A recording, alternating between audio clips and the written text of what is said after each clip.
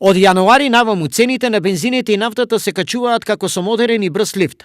Првиот удар од 2,5 денари по литар возачите го добија во периодот од 8 до 21 јануари, кога Евросупер од 58 почна да се точи за 60,50 денари по литар.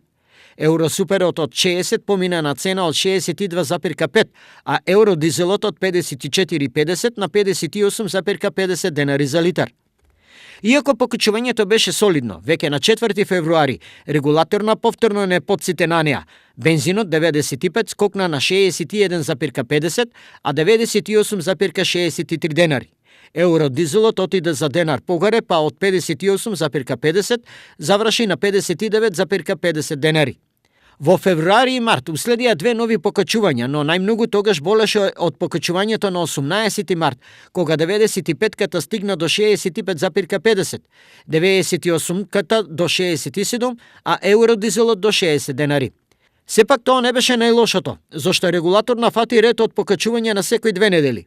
Така на 1 април, Евросупер 95 беше 68, Евросупер 98 70, а евродизелот 60,50 денари за литар.